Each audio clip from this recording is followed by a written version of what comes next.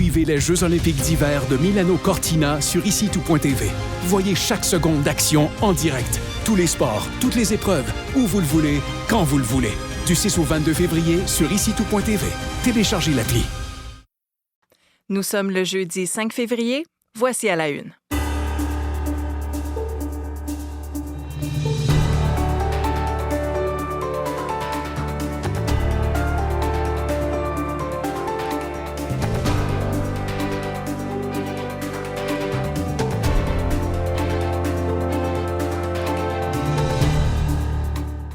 Bon jeudi, bon début de journée. Non, il n'y a pas de problème avec votre appareil ce matin. Mathieu Bellumeur, absent pour quelques jours, sera de retour en début de semaine prochaine. D'ici là, Marie-Michel Bordua au micro avec vous. Bien heureuse de vous savoir des nôtres, de commencer la journée avec vous, que ce soit sur Ici Première Audio ou RDI. Aujourd'hui, beaucoup de choses à se dire, notamment cette stratégie nationale pour l'industrie automobile, donc qui sera dévoilée aujourd'hui par Ottawa. Et déjà, ce qu'on en sait, selon nos collègues de CBC, c'est que cette stratégie-là, elle inclurait l'abandon des quotas de vente de véhicules électriques. Selon les normes établies par le gouvernement précédent, gouvernement Trudeau, c'était 20 de nouvelles voitures qui devaient être électriques à partir de 2026, 60 d'ici 2030 et 100 d'ici 2035. Alors, ces quotas, donc, abandonnés dans cette nouvelle stratégie qui sera dévoilée aujourd'hui. Jean-Philippe Robillard là, va venir nous en parler un peu plus longuement à l'émission dans quelques minutes. Des experts s'attendent aussi là, à ce que les incitatifs pour l'achat donc de véhicules électriques soient de retour. Ces incitatifs fédéraux qui pouvaient atteindre 5 000 $ par véhicule. Ils avaient été retirés en janvier 2025. Ça avait fait bien des déçus. Alors, dans cette nouvelle stratégie, peut-être qu'on les verra de retour. Sinon, toute l'équipe autour de la table, Élise Jeté, qui s'installe pour les prochains jours, prochaines semaines à la culture. Bonjour Élise. Bonjour Marie-Michel. Et puis, les habitués. Maintenant, Jean-François Paradis, là, ça fait quelques fois déjà. Vous êtes devenu dans la classe qu'on appelle les jeunes vétérans. Bonjour, et Véronique Méran. Bonjour. Bonjour. Véronique, je vous trouve très pétillante ce matin. Ce serait parce que le soleil nous reviendra? Encore, on a été quand même choyés cette semaine, disons sur le sud, centre de la province. Mais oui, soleil qui sera encore présent ce matin. Il y a eu quelques flocons au cours de la soirée, de la nuit. Pas grand-chose. Ça va se redégager quand même assez rapidement là, au cours de la matinée pour Montréal, pour l'Outaouais, les Laurentides, la Naudière, entre autres. L'Estrie, Québec, ça reste un petit peu plus nuageux ce matin. Il y a encore 2-3 flocons et par la suite, on va retrouver ce mélange soleil-nuage cet après-midi. Ce qu'il y a de bien aussi, c'est les températures. On profite encore de cette parenthèse de temps plus confortable avec des températures maximales de -8, -9 degrés. Aujourd'hui, c'est quand même beaucoup plus près de la normale là, pour cette période-ci de l'année. On restera quand même, avec du temps un petit peu plus froid la nuit prochaine. Ça redescendra sous la barre des -15, donc -15 Montréal. Sinon, il y a du -18, -22 en secteur montagneux. Et la situation pour les prochains jours, c'est qu'on a un système qui s'amène pour la journée de demain. Ça va entrer par la porte de l'ouest en après-midi avec un peu de neige. Donc, les régions les plus choyées, l'Outaouais, les régions les plus au nord-ouest aussi, 5 à 10 cm là-dedans. Plus au sud, c'est du 3 à 5 cm environ. Ça devrait toucher Montréal vendredi au cours de la soirée ou encore dans la nuit de vendredi à samedi. Alors, pour la journée de vendredi, l'ennuagement va se faire progressivement et la neige commencera tranquillement par la porte de l'ouest et s'en ira un peu plus tard vers l'est. Pour la fin de semaine, c'est l'air très froid qui reprend le relais à nouveau derrière ce système-là. Donc, on ouvre encore la porte à des températures plus, glaciales avec des nuits sous la barre du -20, près de celle des -30 en Abitibi et des températures de jour là, qui auront peine à toucher la barre des -15 dans le sud du Québec. C'est du -17, -20 dès qu'on franchit la porte du Nord. Donc, week-end, 3e consécutif avec des températures sous les normales de saison à venir. Il y aura une bonne dose de soleil pour le sud et le centre du Québec. Un peu moins froid dans l'est en fin de semaine, mais on aura de la faible neige de ce côté. Faible neige qui commencera d'ailleurs dès cette nuit du côté de l'Abitibi en attendant plutôt beau temps aujourd'hui avec un maximum de 10, -14 à -11 vers le Saguenay, le Lac-Saint-Jean, le Bas-Saint-Laurent. Les flocons, ça cesse ce matin et par la suite, un ciel qui redeviendra variable. Ça reste assez nuageux avec un peu de neige pour la Gaspésie, la Côte-Nord, les températures -6, -8, on parle de 2 à 4 cm possible. En territoire ontarien aussi, sur la portion nord, faible neige intermittente, ça touchera le secteur de Sudbury ce soir. Les températures, grimpent un peu. Vers Thunder Bay, on atteindra -1 aujourd'hui, -9 à Sudbury. Toronto, Windsor, ça s'ennuage tranquillement. C'est du -4 à -6 degrés. Pas mal de soleil pour la région d'Ottawa. Et le soleil, si on le veut vraiment, il est dans l'ouest canadien. On profite d'un répit côté nuages à Vancouver, sous le soleil, avec un maximum de 14 aujourd'hui. Le temps doux se poursuit en Alberta, 9 à 16 degrés pour Edmonton et Calgary. Plusieurs records ont été établis hier du côté de l'Alberta, dans la région d'Edmonton, entre autres, mais partout en province. Là. Il y a eu de nouvelles marques côté température, les maximums plus élevés. Ça se transmet tranquillement sur le sud de la Saskatchewan. Les températures afficheront 5, sous un soleil assez dominant. Il y a un peu de vent, mais quand même. Et 2 du côté de Winnipeg, donc un peu plus modeste en termes de douceur, mais quand même au-dessus du point de congélation, avec du beau temps de ce côté. Donc, printanier dans l'ouest, on profite aussi d'un petit répit encore sur le sud de la province avant le retour du froid en fin de semaine. Bon, ben on va en profiter comme vous le dites. Merci, Véronique. Bonne journée. Et en fait, ce soleil dans l'ouest, on peut l'avoir un peu dans l'est, dans notre cœur, Élise, avec ce que vous nous annoncez, parce que c'est du doux, c'est du beau. Une tournée des Sœurs Boulay. Oui, une belle nouvelle. Donc, les Sœurs Boulay et Elliott Maginot, ils sont des amis dans la vie. Ils ont été colocataires aussi dans le passé. Et là, ils ont annoncé hier une tournée à 3. Ça va commencer cet été. Et on sait que la carrière des Sœurs Boulay en ce moment est un peu sur pause. Donc, je pense que ça va être la seule façon de voir les Sœurs Boulay en spectacle dans les prochains mois, prochaines années même. Bon, on en saura un petit peu plus un peu plus tard. Jean-François, au hockey, le Canadien l'a emporté contre les Jets de Winnipeg. Oui, contre les Jets à Winnipeg, le Canadien qui a affronté les Jets pour leur dernier match avant la pause olympique. Une victoire de 5-1 pour les Canadiens grâce, entre autres, au brio du gardien de but Samuel Montembeault qui était de retour devant le filet après 4 départs consécutifs de Jakub Dobeš. Il a effectué 36 arrêts, donc quelques arrêts clés dans cette belle victoire. Montembeault a donc permis aux Canadiens de reprendre le 3e rang de la section Atlantique au sabre de Buffalo. 72 points pour le Canadien contre 70 contre Buffalo. Pour Buffalo. Brendan Gallagher, il est encore là. Oui, il a mené la charge offensive avec une performance de 3 points, dont un but. Ça lui fait 2 buts en 2 matchs pour Brendan Gallagher. Oliver Kapanen, Josh Anderson, Lane Hudson avec son 10e de la saison et Philippe Danault, dans un filet désert, ont aussi marqué pour la formation de Martin Saint-Louis. Et donc, Oliver Kapanen pour la Finlande, Nick Suzuki pour le Canada, Alexandre Texier pour la France et Juraj Slavkovski pour la Slovaquie se dirigent maintenant vers l'Italie pour participer au tournoi masculin des Jeux olympiques de Milan-Cortina qui va commencer le 11 février. Dans les autres matchs, les Oilers d'Edmonton ont perdu 4-3 contre les Flames de Calgary. 2 buts pour Leon Draisaitl dans le revers. Et les Canucks de Vancouver se sont aussi inclinés 5-2 contre les Knights de Vegas. Un but, une passe pour Jack Eichel dans la victoire. Et vous nous parliez des Jeux. Oui. Ben justement, les épreuves olympiques, ça se poursuit aujourd'hui. Oui, tout à fait. Et ne pas ajuster votre téléviseur ou votre cerveau dans le sens que les Jeux ne sont pas encore commencés. Oui, mais ils sont commencés aussi. C'est comme ça maintenant. Ils sont pas commencés. Voilà. La cérémonie d'ouverture aura bien lieu demain à 14h, heure de l'Est. On pourra voir ça en direct. Et donc, on a des épreuves maintenant comme ça avant l'ouverture officielle des Jeux parce qu'il y a beaucoup de sport maintenant. Une question de logistique, on doit commencer un peu avant. Donc, hier, c'était la première journée. Les épreuves se poursuivent aujourd'hui à Bormio, entre autres, avec la 2e séance d'entraînement de la descente masculine en ski alpin. C'est l'Américain Ryan Cochran-Seagull qui a terminé en tête hier. Le meilleur Canadien a été Jeffrey Reed avec un 10e temps. On devrait entreprendre aujourd'hui la première descente d'entraînement chez les femmes en ski alpin, mais finalement, ça devait se passer au massif des Tofan. Ça aura lieu là-bas durant les Jeux olympiques, mais on a annulé la séance d'entraînement pour la journée en raison des conditions météorologiques un peu trop corsées. La franco-ontarienne Valérie Grenier devait y participer, Cassidy Gray de Invermere en Colombie-Britannique aussi. Et on en aurait su un peu plus sur l'état de santé de Lindsey Vonn, l'Américaine qui s'est blessée un genou à Crans-Montana la fin de semaine passée, mais qui va participer, elle l'a dit, elle l'a assuré de toute façon, à ces Jeux olympiques. Donc, on va reprendre les descentes d'entraînement demain pour ce qui est du ski alpin. En ronde préliminaire au curling double mixte, la paire canadienne de Jocelyn Peterman et Brad Gallant jouait contre l'équipe de la République tchèque, victoire de 10-5 contre les Tchèques. Aujourd'hui, ils vont affronter la Norvège en début de journée et par la suite, les favoris locaux, champions olympiques et champions du monde, à 13h35, les Italiens Stefania Constantini et Amos Mozaner. Et puis, c'est le début des qualifications pour le Big Air en planche à neige, le grand saut, comme on l'appelle en français. Le contingent canadien est très fort avec, entre autres, Elie Bouchard, Cameron Spalding, Francis Jobin et Mark McMorris. Mais pour ce qui est du vétéran McMorris, on le disait tout à l'heure au résumé des nouvelles, il s'est blessé hier à l'entraînement en vue des qualifications. Il a lourdement chuté lors de l'entraînement. On l'a transporté en civière hors du parcours. Alors, pour l'instant, on n'en sait pas plus sur son état de santé, mais ça semblait une blessure importante dans son cas. Le Comité olympique canadien nous en dira plus probablement dans le courant de la journée. Déjà, beaucoup de choses à suivre et vous avez mis vos habits olympiques. Je suis officiellement un Olympien. Fin prêt pour les prochaines semaines. Merci, Jean-François. Merci.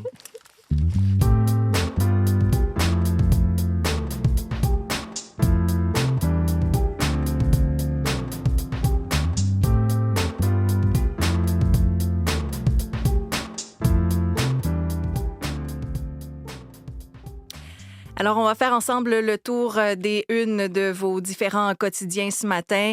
Un sujet qui risque de faire réagir, de retenir l'attention.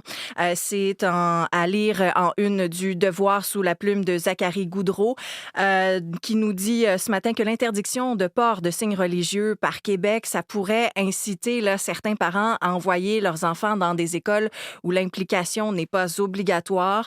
Vous savez, cette nouvelle loi sur la laïcité qui, donc, pourrait toucher davantage les écoles alternatives parce que la directive elle, s'applique aussi aux bénévoles, donc aux parents qui offrent les services. C'est ce que nous dit le Devoir. Et dans ces écoles, l'implication des parents dans la classe de leurs enfants, bien souvent, elle est obligatoire.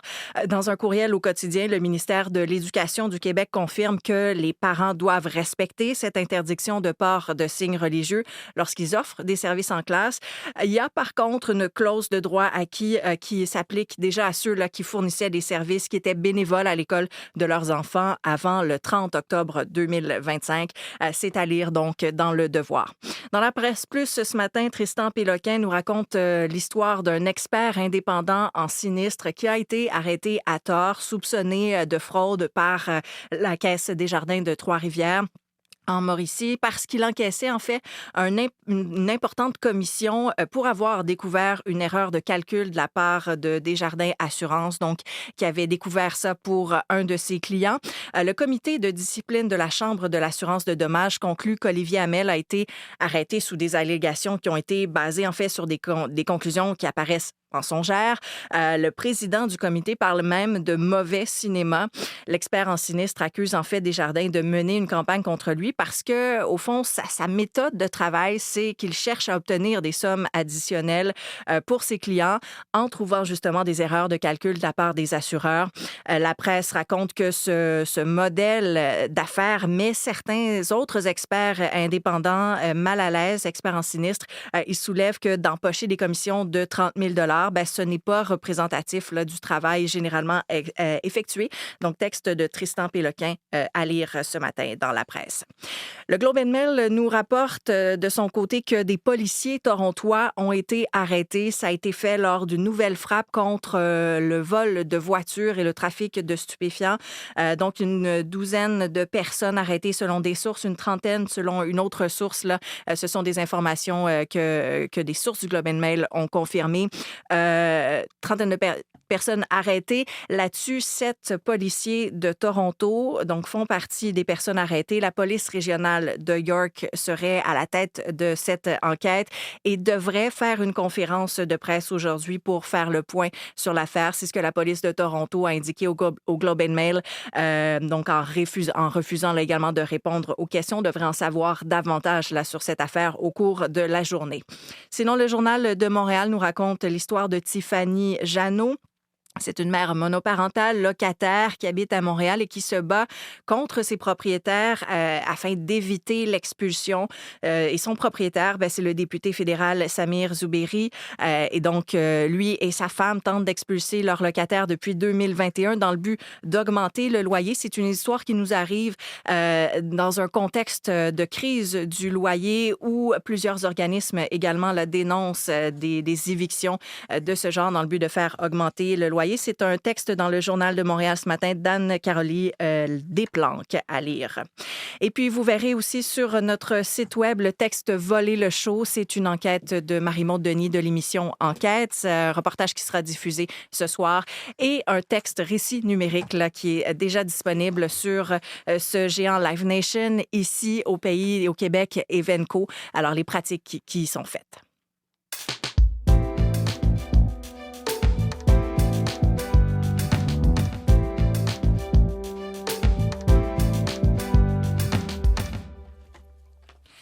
Jean-Philippe Robillard se joint avec nous. Bonjour Jean-Philippe. Bonjour Marie-Michel. Alors, j'en parlais un petit peu plus tôt de cette stratégie nationale pour l'industrie automobile. Mark Carney devrait l'annoncer aujourd'hui. Jean-Philippe, pour les consommateurs, il y aurait un retour d'incitatif pour acheter des voitures électriques. Oui, effectivement, Marie-Michel. Donc, le gouvernement fédéral qui devrait rétablir le programme d'incitatif à l'achat de véhicules électriques qui a été mis sur pause, il faut le rappeler, il y a 1 an. Alors donc, les acheteurs de véhicules électriques d'une valeur de 50 000 ou moins vont pouvoir obtenir jusqu'à 5 000 de subvention sur le prix d'achat et jusqu'à 2 500 à l'achat d'un véhicule hybride électrique rechargeable. Et selon l'expert Benoît Charette, ça va donner un bon coup de pouce à l'industrie canadienne de l'automobile. Je pense que l'industrie en a encore besoin. La preuve, c'est que les ventes ont chuté en raison des prix des véhicules qui n'ont pas baissé. Fait qu'il y a beaucoup de gens qui se disent sans subvention, c'est encore trop cher. Alors, la subvention aide, oui, artificiellement, mais au moins à maintenir des meilleures ventes. Et puis, Jean-Philippe, dans cette nouvelle stratégie, on s'attend aussi là, à ce que les quotas sur les ventes de véhicules électriques soient abandonnés. Oui, ce sont nos collègues de CBC, Marie-Michel, qui ont appris ça. Et ces quotas sur les ventes de véhicules électriques, c'est le gouvernement de Justin Trudeau qui avait mis ça en place, qui les avait fixés. Et ça avait pour objectif, dans le fond, de convertir l'ensemble du parc automobile canadien à l'électrique. Et ça devait commencer cette année, là, où 20 des véhicules neufs vendus cette année devait être électrique, puis par la suite, ça passait à 60 en 2030 et à 100 en 2035. Mais au mois de septembre, le premier ministre Carney a décidé de mettre ça sur pause, a suspendu cette mesure pour l'examiner, disait-il, pour identifier des assouplissements possibles en raison de la guerre tarifaire avec les États-Unis, là, des tarifs qui sont imposés par Donald Trump. Il faut dire que depuis des mois, Marie-Michel, l'industrie automobile au Canada ici faisait pression sur Ottawa pour que le gouvernement recule, pour qu'il abandonne les quotas imposés aux ventes de véhicules électriques, là. Et donc, qu'est-ce que va proposer le gouvernement Carney? Alors donc, dans cette stratégie pour l'industrie automobile qui, vous l'avez dit, sera dévoilée aujourd'hui et qui a pour objectif, pour cible de sauver l'industrie ontarienne de l'automobile, le gouvernement va proposer un virage vers l'électrique, une transition, Marie-Michel, vers l'assemblage de véhicules électriques ici au pays, mais il n'y aura pas de contraintes pour l'industrie. On va plutôt mettre en place un système de crédit pour que l'Ontario devienne éventuellement le centre névralgique, une plaque tournante de la fabrication des véhicules électriques en Amérique du Nord. On écoute Daniel Breton, le PDG de Mobilité électrique Canada. Quelle que sera l'annonce, il va y avoir des compromis à faire. Parce que c'est certain que, par exemple, si on dit on va favoriser tel type de constructeur, je ne serais pas étonné que le lendemain, le président Trump dise on n'est pas content de ça, on va imposer d'autres tarifs. Vous savez dans quel genre de folie on est avec le secteur automobile ces temps-ci. Mais c'est certain qu'on entend qu'il va y avoir du soutien au secteur manufacturier en disant si vous fabriquez, si vous créez des emplois dans le secteur manufacturier canadien, on va vous aider. Alors, on aura sans doute plus de détails ce matin. Cette annonce, elle va se dérouler en Ontario. À suivre. Merci, Jean-Philippe. Merci, au revoir.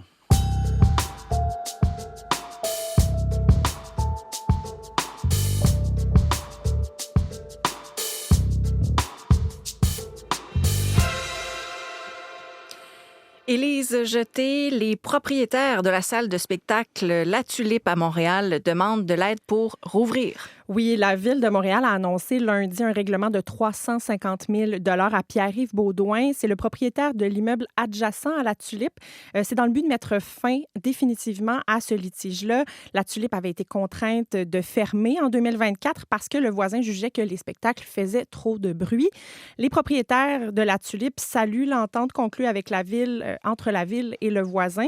Mais hier, ils ont rappelé que cette entente-là ne prévoit aucune compensation pour la salle elle-même. La Tulipe a dû absorber des frais juridiques importants et demeure fermée pour l'instant. Ils expliquent qu'il faudrait réinvestir massivement pour pouvoir rouvrir, donc remettre la salle à niveau, racheter de l'équipement, réembaucher du personnel. Ils réclament donc l'appui de différents paliers de gouvernement. Ils dénoncent aussi une erreur administrative de la Ville de Montréal qui avait autorisé que le local voisin soit transformé en logement. Bref, le conflit est réglé, mais l'avenir de La Tulipe est quand même suspendu à ce coup de pouce financier. On fait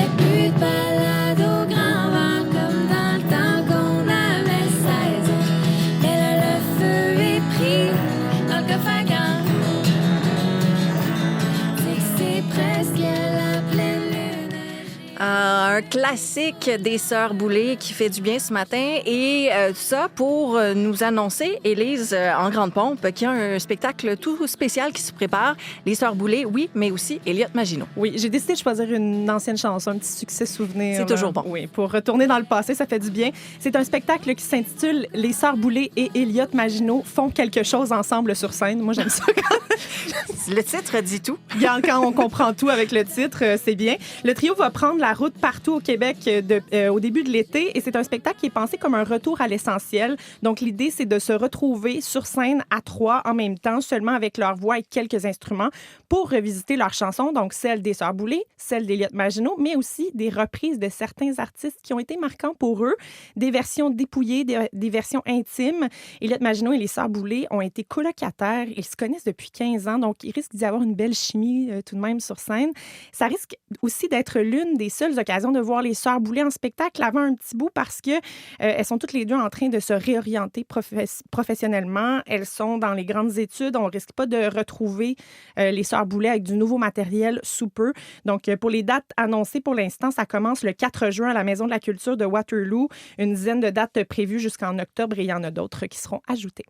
Il faudra en profiter. Donc, Élise, il y a la couronne de l'impératrice Eugénie qui va être entièrement restaurée et ce, là, près de 3 mois après, on se rappelle ce vol spectaculaire au Louvre. Oui, j'ai hâte de voir le film de ça, honnêtement.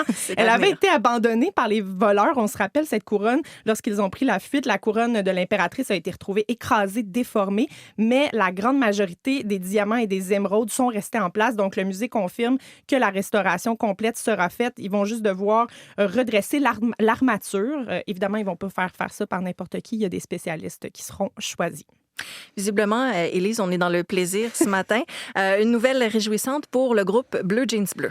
Je prépare un beau setup et tout est top notch pour un Scotch and Posh, baby Scotch and Posh. Dans la main gauche.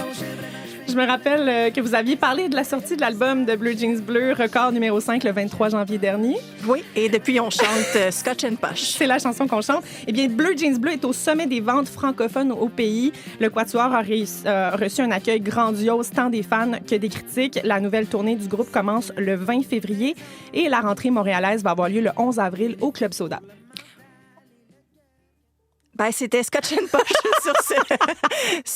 qui nous terminait. Merci beaucoup, Élise. Grand et on plaisir. invite donc tout le monde à écouter cet album qui fait très belle figure en ce moment. Merci. Oui. Ben, sur ce, c'est déjà tout pour cette édition d'À la Une, jeudi 5 février. Vous retrouverez dans les prochaines secondes votre équipe matinale, Marie-Michel au Bordua. Oui, c'est mon nom de famille, au micro. Je vous souhaite une excellente journée. À demain.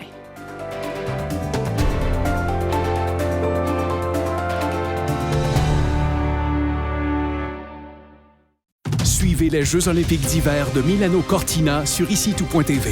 Voyez chaque seconde d'action en direct. Tous les sports, toutes les épreuves, où vous le voulez, quand vous le voulez. Du 6 au 22 février sur ICITOU.tv. Téléchargez l'appli.